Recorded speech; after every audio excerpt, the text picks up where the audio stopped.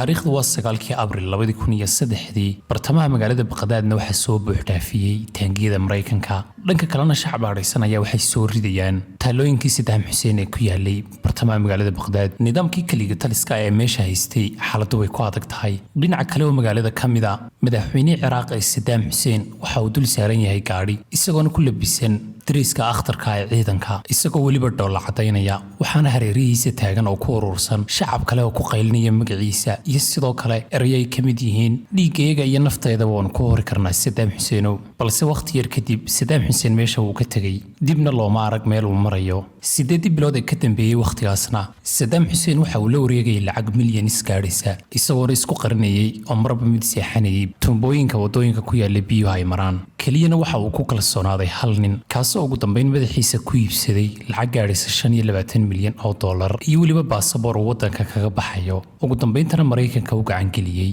haddaba saaxiibayaal qisadan maanta aynu eegaynaa waa qisada ninkii loogu raadinta badnaa kaas ugu dambeyntii laga soo saaray isagoo ku dhex jira god caaro oo dhererkiisu gaadhayo 6 feet oo waqti badan ku dhex jiray 3 sano kadibna ninkan waxa lagu daldalay gudaha magaaladii uu mar madaxweynaha ka ahaa ee Baqdaad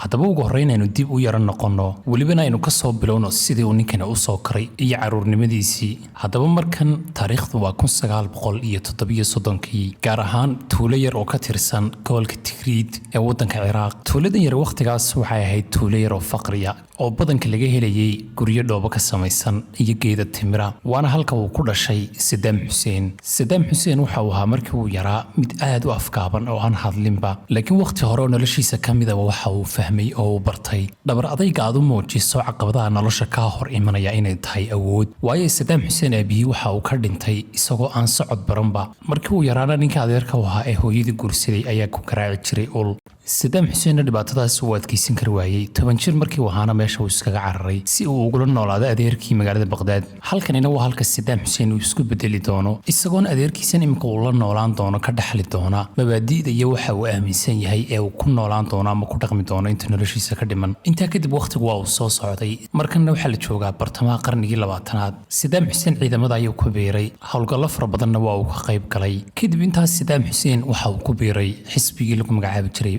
kaas oo ahaa xisbi hanti wadaag oo carbeed waqtigaasna ku baaqayay isbedel siyaasadeed laakiin Saddam marka la eegayo xisbigana waxa uu noqday dariiq uu awood ku qabsan lahaa haddaba taariikhda markay ahayd 1959 Saddam Hussein waxa uu la kulmay dhacdadiisii ugu horeysay kadib markii shirqool fashilmay oo la isku dayay in lagu dilo ra'iisul wasaare wadanka Cabdikariim Kaasim lagu magacaabi jiray Saddam Hussein waxa uu ka tirsanaa ciidamada isaga laftarkiisa dhaawac ayaa ka soo gaaray lugta laakiin uu ka badbaaday da'diisuna waqtigan waxay jirtay 22 sano oo kaliya Saddam Hussein inta kadib waxa uu baxsaday dhanka wadanka Syria kadibna waxa uu sii galay wadanka Masar halkaas oo lagu daweeyay dhaawacii lugta ka soo gaaray haddaba Saddam Hussein markan uu soo badbaaday laakiin noloshu way u cusubtay oo barasho ayuu ku jiraa gudaha wadanka Masar waxa uu ku bartay sharciga sidoo kale waxa uu awood saaray kacaanka iyo awoodda isagoo waliba halka ku qorsheeyay sidii uu ugu noqon lahaa wadankiisa Ciraaq haddaba taariikhdu markay ahayd 1968 jawiga siyaasadeed ee dalka Ciraaq uu isbedelay kadib markii xisbigii Saddam Hussein uu ka tirsanaa ee Al-Ba'as lagu magacaabayay wadanka kula wareegay afgambi military isbedelkan siyaasadeed ee dhacay Saddam Hussein door weyn ayuu ku lahaa isla markii uu sidaa u dhacay afgambiguna Saddam Hussein waxa loo magacaabayba deegaanka xisbiga wadanka afgambiga ku qabsaday ee Ba'as Party haddaba xilkan markiiba Saddam Hussein kama dhigin mid awoodda gacanta ku dhiga laakiin halkan waa dariiq uu sii mar lahaa halka ugu sareysa ee hoggaanka xisbiga iyo sidoo kale wadankaba awoodiisana waxa uu iskugu geeyay sidii uu sii horumarin lahaa saameynta uu leeyahay xisbigani iyo sidoo kale dhanka amnigaba isagoo isla markiiba bilaabay inuu sameeyo sidoo kale dushana uu kala socdo oo maamulo hay'ado sirdoon oo kala duwan taasoo ay ku jirtay qaybta loo yaqaan mukhaabaraadku taasoo markii dambena furo noqotayba xukunkii uu wadanka xukumayay xisbigu istiraatiijiyada uu Saddam Hussein isticmaalayay si wadanka loo maamulo oo gacanta loogu dhigo waxay ka caawisay xisbigiisii inuu ballaadho oo bulshooyinka kala duwan ee ku nool Ciraaq uu wada gaadho sidoo kale Saddam Hussein laftarkiisuna waxa uu adeegsanayay taagti kala duwan si uu gebi ahaanba gacanta ugu dhigo xisbiga isagoo intii aan loo magacaabin ninka ugu sarreeya xisbiga ka horba uu xisbiga gacanta ku hayay oo awood ahaan uu xisbiga gacanta ku dhigay ilaa laga soo gaadhayay 1979 markan oo madaxweynihii waddanka hore u hayay da'diisuna ay sii weynaanaysay Axmed Xasan Albakaar oo xilkii madaxtinimada iskaga degay sidaasna waxaa halka jaaniskii ugu weynaa uga soo baxay amaba waddanka waxa maamulo ka noqday wiilkii yaraa ee ka soo jeeday tuulada yar ee ku taalla Tikriid ee sidoo kale noloshana la soo dhibaatooday ee Saddam Hussein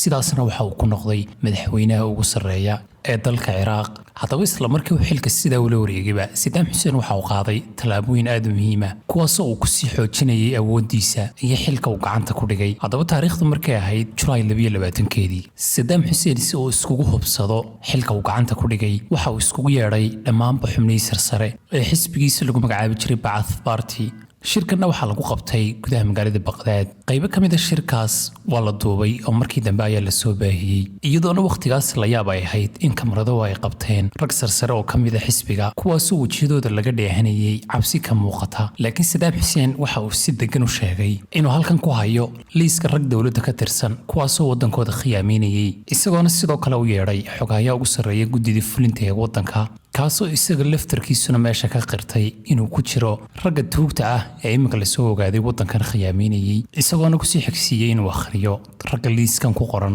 Saddam Hussein laftarkiisuna waxa uu sii waday inuu liiskii oo dhammaystiran akhriyo oo ka koobnaa 68 magac haddaba waxaa la arkayay qaar badan oo ka mid ah ragga magacyadooda laga sheegay meesha ku sugnaa iyaga oo jaraynaya cabsi darteed ciidamada amniguna qof kastoo magaciisa la sheego hoolka way ka saarayeen haddaba ragga magacyadooda meesha laga wada sheegay qaar badan oo ka midii waxay ahaayeen xubnaha ugu sarsareeya ee xisbiga qaar kalena waxay ahaayeen xubno sarsare oo dawladda ka tirsanba raggan markii hore waa la wada xidhay oo xabsi ayaa la geeyey laakiin markii dambe 22 ka mid ah ayaa lagu xukumay dil haddaba arrintani markii ay dhacday waxaa meesha ka baxay mucaarad fara badan oo dawladda Saddam Hussein ka soo horjeeday Saddam Hussein waxa uu awooday in dawladda uu si dhammaystiran isagu gacanta ugu dhigo 20 sano ee waqtigaas ku xigayna Saddam Hussein waxa uu ku hayay gacan bira oo dalka Ciraaq uu ku xukumayay sidoo kalena waxa uu lahaa aragti fog oo ku saabsan sidii ay carabtu awood u yeelan lahayn una midoobi lahaayeen taasoo caqabad weyn ku noqotay dawladii reer galbeedka haddaba intaa kadib taariikhdu markii ay marisay 1980 Saddam Hussein oo markan isku arkay inuu yahay hogaamiyaha dawladaha Carbeed oo dhan ayaa isku dhufsaday xisaab qaldan kadib markii uu weerar dhammaystiran ku qaaday dawladda kacaanka ee Iran haddaba go'aanka uu markaas Saddam Hussein gaadhay waxa ka dambeysay dhiirigelin sarreysa oo uu hayay sidii uu gacanta ugu dhigi lahaa gobolka majority-ga dadka degan ay carabta yihiin sidoo kale shidaalka iyo saliidana qaniga ku ah ee ka tirsanaa dawladda kacaanka Iran ee Kazakhstan ama sida carabta degan ay u yaqaanaan al-Ahwas isagoona sheegay sababaha ugu waaweyn ee uu rabo inuu dagaalkan ugu qaado Iran ay tahay inuu ku ciqaabo faragelinta tooska ah ee dawladda Iran ay ku hayso dalka Ciraaq maadaama sida waqtigaas jirtay dawladda Iran amaba Ayatollah Ali Khamenei haystay waddankaas uu shiicada Ciraaq ugu baaqay inay afkambi ku sameeyaan dawladda Saddam Hussein iyo xisbigiisa Ba'ath maadaama waqtigaas shiicadu ahayd majority-ga oo 60% dadka Ciraaq ku nool ay ahayd shiicadu haddaba Saddam Hussein oo markan istusay inuu Iran si yar oo fudud ku qabsan karo maadaama Iran waqtigaas uu kacdoon ka dhacay qalalaas badan oo ka jiray markana ay ahayd mid daciifa Saddam wuxuu yiri guul yar oo degdeg ah ayaad ka gaari kartaa hadafka Saddam Hussein uu lahaa uu cadaa waxa uu rabay inuu dib u qabsado dhulal fara badan oo Ciraaq hore looga qaaday sidoo kale adduunkana uu muujiyo awoodda Ciraaq laakiin sidii uu moodayay Saddam Hussein way noqon weyday waayo dagaalkan waqtiga uu socday waxay noqotay 8 sano waxaanu noqday mid ka mid ah dagaalada ugu khasaaraha badan leh qarnigii 20aad iyadoo khasaare aad u weyn oo naf iyo maalba leh uu ka soo gaaray labada wadanba Saddam Hussein waxa uu xaqiiqsaday inuu si qaldan u maamulay dagaalkan kaasoo khasaare badan uu ka soo gaaray laakiin Saddam Hussein marba marka ka dambaysa xaaladdu way ku sii xumaanaysay isagoona cadhadu ay ku sababtay inuu marba marka ka dambaysa weerar arxan darraa u qaado iyadoo weeraradan ay ka mid ahaayeen wararkii aadka u baahay ee sheegay in Saddam Hussein uu adeegsaday hubka kiimikada ah halka dhanka kale wadamada reer galbeedka oo Mareykanku ugu horeeyana uu isha ku hayay in Saddam Hussein uu adeegsaday hubka kiimikada ah laakiin reer galbeedku markaas Iran ayay u arkayeen khatarta ugu weyn ee ku soo wajahan sidaa daraadeed Saddam Hussein dhankiisa ayay ka soo jeedsadeen inkastoo looga shakiyay inuu adeegsaday hubka kiimikada ah laakiin wadamada reer galbeedkii marnaba waqtigaas waxba kama yeelan iskaba dhaafe Saddam Hussein waxa ay ka caawiyeen dagaalkii uu Iran kula jiray iyagoo Iran u arkayay awood islaamiya oo soo baxaysa sida darteed ay Saddam Hussein waxyaabo fara badan ku caawiyeen waxayna ka caawiyeen dhanka sirdoonka dhanka beeraha dhanka macluumaadka laakiin caawinta imka ay caawinayaan Saddam Hussein hadhow dhibaato ay ku noqon doontaa Mareykanka. haddaba bishii March sanadkii 1988 markan oo ahayd mar uu gabagabo ku sii dhow yahay dagaalka u dhaxeeyay Iran iyo Ciraaq, indhaha caalamku waxay ku soo jeedsadeen dowladda Ciraaq iyo gaar ahaan nidaamkii Saddam Hussein, maadaama ay geysteen dhacdo xadka ka baxsan oo ay ku xasuuqeen weliba ay adeegsadeen hubka kiimikada iyagoo adeegsanaya kurdi degan magaalo ka tirsan Ciraaq. Saddam Hussein waxa uu ugu talagalay inuu ku baabi'iyo kurdidii mucaaradka ku ahayd kuwaasoo xidhiidh la lahaa dowladda Iran. dhacdadan waxaa ku naf waayay dad lagu qiyaasay 5,000 oo weliba shacaba, iyadoo sawirada iyo weliba fiidiyoyada laga soo duubay magaaladaas adduunka oo dhan la yaab iyo cabsi iyo amakaa ku riday. inkastoo dowladda Ciraaq markii hore ay diiday, laakiin ugu dambeyntii markii la baadhay waxaa la ogaaday in dowladdu ay ka dambeysay. arrintan oo adduunka tustay sida dowladda Ciraaq iyo weliba nidaamka Saddam Hussein uu shacabkiisa ugu adeegsanayo hubka sidan khatarta u ah. dhammaanba indhaha caalamkana Saddam Hussein nidaamkiisa ay ku soo jeedisay arrintani, iyadoona aad looga diiriyey nidaamkiisa. sidoo kale hay'adaha xuquuqda aadamaha u dooda ee caalamiga ah dhammaantood indhahooda ayaa qabtay. haddaba bishii August sanadkii 1990 xidhiidhkii Saddam Hussein uu la lahaa beesha caalamka iyo sidoo kale Mareykanka uu sii adkaaday kadib markii uu mar labaad qalad kala sameeyey Saddam Hussein, isagoona weeraray dowladda yar ee shidaalka qaniga ku ah ee la jaarka Ciraaq ee Kuwait. haddaba xisaabta markan uu xisaabsaday Saddam Hussein waxay ahayd maadaama ciidamadiisa iyo dowladdiisaba dhaqaale fara badan iyo qarash badan uu kaga baxay, markan waxa uu arkay in dowladdan yar ay anfacayso ee shidaalka qaniga ku ah haddii uu qabsado, isagoona rabay inuu iskaga bixiyo ama ahaa lagu leeyahay ee ka soo raacay dagaalkii hore. sidoo kale dhanka kale markanna waxa uu isku qanciyey maadaama Mareykanku markii horeba garab istaagay ee uu la dagaalamayay Iran, markanna inuu garab istaagi doono. laakiin markan fikradan uu ku qaldanaa, waayo Mareykanka oo markan uu haystay ama madaxweyne uu ka ahaa George Bush ayaa markiiba dhaleeceeyay weerarka uu ku qaaday Kuwait, isagoona uu arkay caqabad ku timid amaba soo wajahday xeerarka u yaala beesha caalamka ee ku saabsan dhanka shidaalka, maadaama markan ay u arkeen inuu ku xadgudbay Saddam Hussein xeerarkan, welibana gacanta uu ku dhigay qayb aad u muhiima oo ka mid ah shidaalka caalamka yaala, iyagoo markaana Saddam Hussein u arkayay nin aan la isku halayn karin oo waxa uu sameynaya aan la filin karin, maadaama go'aamo waaweyn uu keligii qaatay. Mareykankuna markiiba waxa uu codsaday beesha caalamkana uu ka codsaday in Saddam Hussein uu si degdeg ah u joojiyo ama uu uga baxo weerarka uu qaaday, iyadoo tallaabada taa xigtayna ay ahayd in ciidamo gaadhaya 50,000 oo askari oo ka tirsan ciidamada Mareykanka uu Mareykanku si toos ah u geeyay Sacuudiga si uu uga hortago dagaalka uu qaadayo Saddam Hussein. Saddam Hussein xaaladdu way ku adkaatay. taariikhduna markay ahayd 1991 oo ahayd markii lagu jabiyay dowladdiisa Ciraaq dagaalka, sidoo kalena uu ku qasbanaaday inuu iskaga baxo Kuwait. Saddam Hussein sidoo kale Mareykanka ayaa u soo dhigtay markan, iyagoona ku eedeeyay inuu samaysanayo hubka nuclear-ka loo yaqaan ee wax kumaada, inkastoo waqtigaas cadaymo ku filan aan loo hayn taasoo lagu cadaynayo in Saddam Hussein uu samaysanayo nuclear. laakiin haddana fikradan waxaa soo bandhigay oo ka dambeeyay madaxweynihii markaas ee Mareykanka George W. Bush, kaasoo ugu dambeyntiina sabab u noqotay weerarkii uu Ciraaq ku qaaday Bush. haddaba taariikhdu markii ay ku beegnayd 20 March 2003 Mareykanku waxa uu qaaday weerar aanu la socodsiin ururka qaramada midoobay. howlgalkanna waxa uu ku sheegay inuu yahay howlgal lagu xoreynayo dowladda Ciraaq, iyagoo si dhammaystiranna u weeraray dowladda Ciraaq. weerarkan waxa lagu qaaday tallaabooyin aad u muhiima, kaasoo meesha lagaga saarayo nidaamkii uu xukumayay Saddam Hussein ee Mareykanku uu ku sheegay inuu ahaa keligii taliska. isla markii Mareykanku sidaa u soo galayna, askartii Ciraaq ee markaas oo iyaga laftarkooda hore u soo daalay marar badanna dagaal ka soo qayb galay oo aan ahayn qaar awood sidaas leh, ayaa markiiba isku daatay. taariikhdu markay ahayd 9 Abriil 2003 magaaladii Baqdaad waxaa qabsaday ciidamadii Mareykanka, waana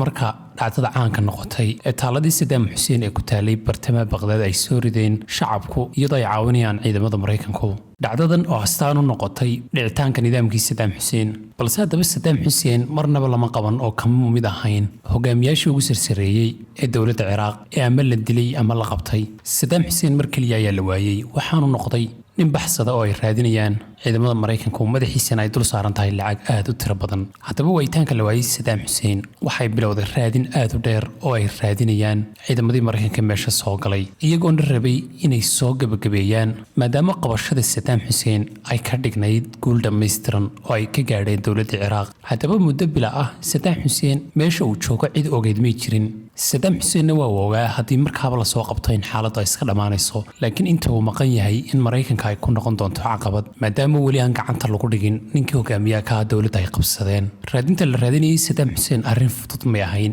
waxay ahaayeen howlgalo sirdoon oo aad u culus, waxaana ka qayb qaatay kumanaan ka mid ah ciidamada Mareykanka iyo sidoo kale rag sirdoon ah iyo weliba shacabka reer Ciraaq qaar ka mid ah. dhanka kalena waxay wareysteen xubnihii ugu sirsireeyay ee dowladda ee la qabtay iyagoo weydiinaya halka uu Saddam Hussein ku sugan yahay. haddaba kadib tallaabooyin aad u xeel dheer oo sirdoon iyo sidoo kale wareysiyo fara badan iyo tixraacyo ay sameeyeen ciidamadii Mareykanku, ugu dambeyn waxay heleen raadka Saddam Hussein iyadoona la aaminsanay inuu ku dhuumanayo magaaladii uu ka soo jeeday ee Tikrit. haddaba kadib markii la adeegsaday dad u dhadhawaa isaga sida bodyguardkiisii iyo sidoo kale dad ay qaraabo fog yihiin, kadibna analysis lagu sameeyey xogta ay bixiyeen oo la rogrogay, sirdoonkuna ay baadheen. macluumaadkii ugu muhiimsanaa ee lagu soo qabanayay amaba lagu helayay Saddam Hussein waxa uu ka yimid nin lagu magacaabo Maxamed Ibrahim al-Muslid. ninkan oo ahaa nin bodyguard sidoo kalena qaraabo fog ay ahaayeen Saddam Hussein, kaasoo ay Mareykanku aaminsanaayeen in ninkan yahay ninka ugu dhow ee laga heli karo meesha uu Saddam Hussein ku sugan yahay. haddaba kadib markii Mareykanku ninkan ay heleen, ninkan sida la sheegay waxaa loo bandhigay lacag gaadhaysa 25 milyan si uu u sheego cidda sida tooska u ilaalinaysa iminka Saddam Hussein ee la socota iyo sidoo kale meesha saxda ee uu ku sugan yahay oo ah beer meel cidlaa ku taala, taasoo la aaminsanaa in Saddam Hussein isku qarinayo. haddaba ugu dambeyn taariikhdu markii ay ahayd bishii Disembar 13 saacaduna ay ku beegnayd 8:00 habeenimo, ciidamadii Mareykanka gaar ahaan guutada lagu magacaabo Task Force 121 ayaa isku qaybiyey laba meelood oo laga shakisanaa kuwaasoo u dhowaa tuulada Al-Dawr lagu magacaabo oo ku taala koonfurta Tikrit. targetku haddaba waxa uu ahaa dhismo ku yaala meel beera oo miyiga ah. haddaba goobta markii ay gaadheen wax raada marka hore way waayeen maadaama meesha laga gelayay qarsoonayd oo buush weyn oo firaasha lagu daboolay, sidoo kale buushkaana waxaa kasii hooseeyey dhagax godka lagu dul daboolay. haddaba ciidamadii firaashkii iyo dhagaxii markay ka dulqaadeen ee ay arkeen in godkan dherarkiisu yahay ilaa 6 fiid, mid ka mid ah askartii ayaa isku dayay inuu ku tuuro bambada gacanta, laakiin intii aanu tuurin waxaa ka soo baxay godkii nin gacmaha kor u taagaya. waxaanu lahaa erayadan: magacaygu waa Saddam Hussein, waxaanan ahay madaxweyne Ciraaq, diyaarna waxaanu ahay inaynu wada hadalno. haddaba intaa kadib Saddam Hussein meeshii waa laga soo saaray. markii la baadhay markii dambena waxaa la xaqiijiyey in ninkani uu ahaa Saddam Hussein oo timaha iyo garhkuna aad ugu baxeen. ugu dambeynna halkaa waxaa kusoo gabagaboobay raadintii la raadinayay 9 bilood ninka keliya. haddaba ciidamada Mareykanku ninkan markii ay soo qabteen waxay ka reebteen caddayn dhammaystiran oo fiidyo ah, iyagoo rabay si ay dadka ugu muujiyaan in nin waqti u muuqday inuu yahay nin aan la taaban karin oo laga cabsan jiray, hadda ay soo qabteen isagoo sidan u eg. haddaba intaa wixii xigay Saddam Hussein waxaa loo wareejiyey si loogu maxkamadeeyo maxkamadda markaas cusbayd ee loogu talagalay in lagu maxkamadeeyo hogaamiyaasha dembiyada gala, taasoo markii dambena noqotay maxkamadda sare, balse markan loo sameeyey si loogu maxkamadeeyo xubnihii ugu sirsireeyay ee dowladda Ciraaq kuwaasoo galay dembiyo dagaal oo waaweyn. iyadoo kiiska markan lagu maxkamadeynayay Saddam Hussein waa inuu dilay 148 nin oo Shiica, balse Saddam Hussein waxaa la arkay intii maxkamadeynta ay socotay oo dhan marar fara badan inuu hadlayay oo istifaacayay, maxkamaddana uu diidayba inay sax tahay oo cadaalad ay tahay. haddaba markay taariikhda ahayd 5 Noofembar 2006, sanad kadib baaritaanadii ku socday Saddam Hussein waxaa lagu xukumay dil daldalaad ah, iyadoona la arkayay Saddam Hussein in wax cabsi aanay ka muuqan, iyadoo xataa lagu xukumay dil daldalaad ah. haddaba maalintii taariikhdu ahayd 30 Sebtembar 2006, maalintaasoo ku beegnayd maalin Ciid al-Adxaa, Saddam Hussein waxaa la geeyey meesha lagu daldalayay iyadoo waqtigii madaxa laga sii xidhayay. hadaladii uu sheegay ay ka mid ahayd inay joojiyaan waxa ay sameynayaan, Saddam Husseinna Ciraaq aanay ka maarmi doonin, laakiin ugu dambeyntii shahaadada ayuu qabsaday. laakiin intii aanu shahaadada dhammaysan Saddam Hussein hoos ayaa loo jiiday, sidaas ayaana lagu daldalay. halkaana waxaa ku naf waayey hogaamiyihii mar xukumi jiray Ciraaq ee Saddam Hussein, noloshiisuna halkaas ayay kusoo gabagabowday. laakiin Saddam Hussein kadib Ciraaq way kasii dartay maadaama xukunkii uu ka tegey ay ka dhasheen dagaallo fara badan iyo khilaafiyo gudaha dalka ka dhacay, taasoo dowladda Ciraaq ku sababtay sanado fara badan oo dagaal iyo xasilooni darro ah.